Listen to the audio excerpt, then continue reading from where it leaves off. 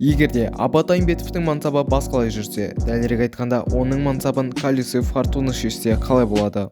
Абат Айымбетов 7 маусым ішінде 102 ойынға қатысып, 40 гол соғып, 3 трофейді иеленген. Жасы мен рейтингіне қарай Колесо Фортунада соған деңгейлес клубтар беріледі. Бәрі түсінікті болды деген ойдамын, ендеше алғашқы маусымға кеттік. Абат Айымбетовтің алғашқы клубын анықтаймыз, және бұл испандық ФК Леганес клубы. Біз Абат Айымбетовті әзірге бірінші маусымға қосалқы құрамға қоямыз, себебі оның рейтингі 61, ал командаластарының рейтингі одан сәл жоғары. Ендеше маусымның соңын бірге көретін боламыз. Леганес клубы Испанияның 2-ші дивизионда ойнайды және олар 3-ші орын алған. Енді олар Ла Лигаға көтерілу үшін плей-офф ойнайтын болады. Алайда Испания кубогында 1-16 финалдан 1-ден жеңіліс тапты. Плей-оффта алғашқы қарсыласын әрең жеңді және финалда 3-1 есемен жеңді, солай Ла Лигаға көтерілді. Бұл жылы конференциялар лигасын Айнтрахт жеңсе, Еуропа лигасын Рома жеңді және Чемпиондар лигасын Барселона жеңіп алған. Абат Айымбетов бұл маусымда 16 ойынға қатысқан, бірақ та ешқандай іспен көзге түсе алмаған, не гол соқпаған, не пас бермеген, бірақ та өзіне 4 рейтинг қосқан. Осылайша Айымбетов үшін алғашқы маусым аяқталды. Абаттың келесі клубын анықтайтын боламыз және бұл клуб бізде норвегиялық Молде клубы. Абат осылайша Молде ойыншысы атанды және оған 10 номер берілген болатын. Енді келесі 2-ші маусымын осы клубта өткізетін болады және ол үшін 4 миллион евро төленді. Норвегиялық Молде клубы өзінің лигасында 2-ші орынды иеленді. Ал кубокта алғашқы қарсыласын 3-2 есемен жеңсе, одан кейінгі қарсыласын 1-2 және жартылай финалда 4-2 және финалда 0-2 есемен қарсыластарын жеңген және кубокты жеңіп алды. Абат Айымбетов бұл маусымда өте тамаша өнер көрсеткен, 14 ойынға қатысқан, 12 гол соққан және 2 пас берген, өзіне 5 рейтинг қосқан. Онымен қоса 2 маусым ішінде 30 ойынға қатысып, 12 гол соғып, 1 трофейді иеленді. 3-ші маусымдағы Айымбетовтың клубы бізде түркиялық Бешикташ клубы. Осылайша Абат Айымбетовтың қазіргі мансабындағы өзінің лигасына оралды және Бахтияр Зайнудиновтың командаласы атанды. Бешикташ бұл маусымда 4-ші орынға ие болды, ал кубокта 1-ші раундтан ақ жеңіліс тапты. Бешикташ онымен қоса Еуропа конференциялар лигасында өнер көрсетті, бірақ та плей-оффта жеңіліс тапты.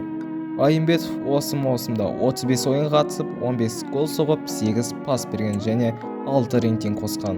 3 маусымда 65 ойынға қатысып, 27 гол соқты және осы маусымда ешқандай трофей жеңбегесін, әлі де 1 трофей. Айымбетовтың 4-ші маусымдағы клубы бұл португалиялық Порту клубы.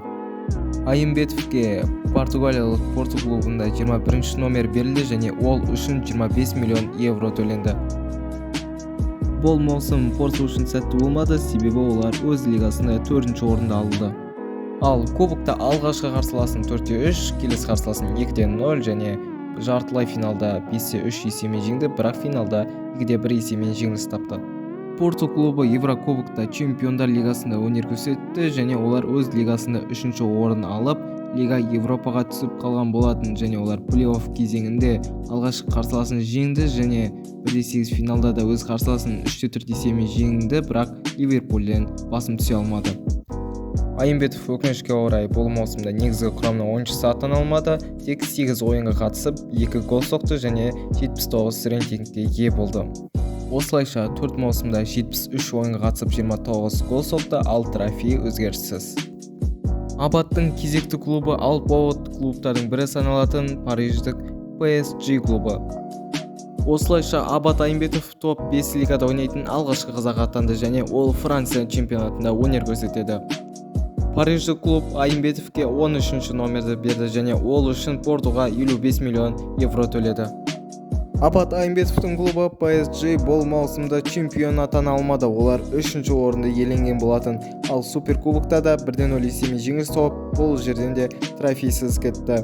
Олар кубокта алғашқы қарсыласын 1-2 есемен жеңіп, одан кейінгі 2 қарсыласын 4-1 есемен жеңіп, одан кейін қарсыласын 3-1 есемен жеңді, ал финалда 1-2 есемен жеңіліс тапты. Онымен қоса Чемпиондар лигасында өте нашар өнер көрсетіп 4-ші орынды иеленді. Бұл маусым PSG үшін қиын болса да, Абат Айымбетов үшін өте сәтті өтті. Ол 45 ойынға қатысып, 30 гол соғып, 11 пас берген және өзіне 6 рейтинг қосқан. 5 маусым ішінде 118 ойынға қатысып, 59 гол соғып, бір ғана трофей жеңген. Абаттың кезекті клубы және бұл испаниялық Атлетико Мадрид клубы. Абат өзінің сәтті маусымын өткізгеннен кейін жұлдызға айналды және оның жанкүйерлері де көбейді. Атлетико Мадрид клубы Абат Айымбетовке 11-ші номерді берді және Абат Айымбетовті сатып алу үшін PSG клубына 140 миллион евро төлеген болатын. Атлетико Мадрид бұл сезонда 3-ші орында алды, ал Суперкубокта олар жартылай финалдан ақ жеңіліс тапты. Испания кубогында алғашқы қарсыласын 3-0 есебімен жеңді және келесі қарсыласын 2-0 есебімен жеңді. Одан кейін қарсыласын 1-0 және полуфиналда 3-0 есебімен жеңді, бірақ та финалда 3-1 есебімен жеңіліс тапты. Чемпиондар лигасында олар өте нашар нәтиже көрсетті. 3-ші орын алып, Еуропа лигасына түсіп кетті және олар Еуропа лигасында бірден жеңіліс тапты. Абат Айымбетов бұл маусымда 50 матчқа қатысып, 23 гол соғып, 4 пас берген және 88-ші рейтингке шейін көтерілген. Абат 6 маусым ішінде 168 ойынға қатысып, 82 гол соқты, трофей әлі өзгеріссіз. Бүгінгі видеодағы Айымбетов үшін ең соңғы клубты анықтаймыз және бұл англиялық Ман Сити клубы. Осылайша Абат Айымбетов әлемнің ең үздік клубы болып саналатын Манчестер Ситидің қатарына қосылды және оған 13-ші номер берілді және кемі 2 трофей жеңу керек өзінің рекордын қайталау үшін. Онымен қоса Абат Айымбетов үшін 210 миллион евро төлеген болатын. Абат Айымбетовтың клубы Манчестер Сити бұл маусымда чемпион атанды және олар Суперкубокта өнер көрсетті және оны да жеңіп алды. Алғашқы қарсыласын 2-0 есебімен жеңген және одан кейін қарсыласын 1-5 есебімен, одан кейін қарсыласын 3-1 және Челсиді 3-2, полуфиналда 2-1 есебімен жеңіп, финалда 2-2 есебі тіркеліп, пенальти сериясы арқылы жеңіске жеткен. Карабао каптан алғашқы қарсыласын жеңгенімен екінші қарсыласынан басым түсе алмаған. Чемпиондар лигасында өзінің тобынан бірінші орынмен шықты, бірақ 1-8 финалда жеңіліс тапқан. Абат Айымбетов бұл маусымда 20 ойынға қатысып, 4 гол соғып, 1 пас берген және өзіне 1 рейтинг қосқан. Осылайша Абат 7 маусым ішінде 180 ойынға қатысып, 86 гол соғып, 3 трофейді иеленген. Яғни өзінің шынайы мансабынан 2 есе мықты ойнады десек те болады. Видеоның соңында сіздерге өзімнің телеграм арнамды ұсынамын. Ол жерде мен өзімнің жеке өмірімді және алдағы шығатын видеолар туралы салатын боламын.